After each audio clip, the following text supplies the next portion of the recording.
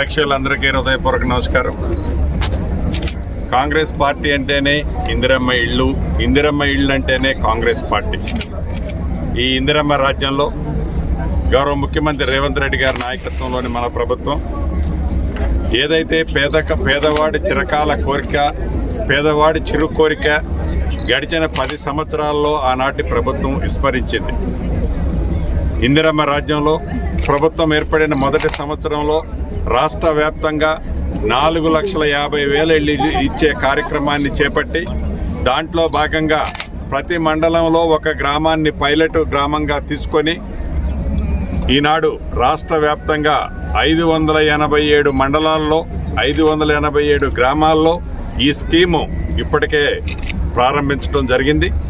దీంట్లో భాగంగా రాబోయే కొద్ది రోజుల్లోనే నాకు తెలిసి ఈ మార్చ్ ఎండింగ్ లోపే ఏదైతే ప్రతి నియోజకవర్గానికి తక్కువలో తక్కువ 3,500 ఇళ్ళు ఇస్తామని చెప్పామో, గిరిజన కాన్స్టిట్యున్సీలు, ఎస్సీ కాన్స్టిట్యున్సీలో అదనంగా మరిన్ని జోడి చేసి రాష్ట్ర వ్యాప్తంగా ప్రతి నియోజకవర్గంలో ఇందిరమ్మ ఇళ్ళు మొదట విడత 3,500 ఇళ్ళు తగ్గకుండా 4,50,000 రాష్ట్ర వ్యాప్తంగా కట్టే కార్యక్రమాన్ని యుద్ధ ప్రాతిపదిక మీద ఈ రాష్ట్ర ప్రభుత్వం చిత్తశుద్ధితో ఈనాడు చేపట్టడం జరిగింది.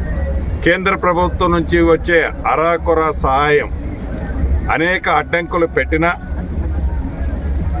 తప్పకుండా ఏ దిశతోనైతే ఇందిరమ్మ ప్రభుత్వం ఈనాడు వడివడిగా అడుగులు వేస్తుందో ఆ అడుగులు ఏ ఒక్క అడుగు కూడా వెనకకి వేయకుండా రాష్ట్ర ఆర్థిక పరిస్థితి బాగలేకపోయినా ఇచ్చిన మాట ప్రకారం ఇందిరమ్మ ఇళ్ళు ఈ రాబోయే 20 లక్షల ఇళ్ళు కట్టాలన్న చిత్తశుద్ధితో ఈ ప్రభుత్వం ఈనాడు పనిచేస్తుంది.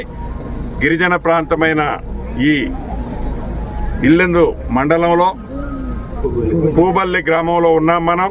ఇది టోటల్గా ట్రైబల్ ఏరియా. ఇక్కడ సుమారు 84 ఇళ్ళు ఈ మండలంలో, ఈ గ్రామంలో పేదవాళ్లలో బహుపేదవాళ్ళందరికీ ఇవ్వటం జరిగింది. స్థానిక శాసనసభ్యులు కనకయ్య గారు, కలెక్టర్ గారు, ఎస్పీ గారు, మిగతా అధికారులంతా ఉన్నారు. ఈ ప్రభుత్వం ఆశయం, లక్ష్యం ఒక్కటే. ప్రతిపక్షాలు ఎన్ని కాకి గోలలు పెట్టినా పేదవాడి కోసం ఎంత దూరమైన పయనించి పేదవాడికి అండగా ఉండాలన్నదే ఈ ఇందిరమ్మ ప్రభుత్వంలో గౌరవ ముఖ్యమంత్రి రేవంత్ రెడ్డి గారి నాయకత్వంలోని మన ప్రభుత్వం పని చేస్తుంది, చెయ్యబోతుందని కూడా తెలియజేసుకుంటాం.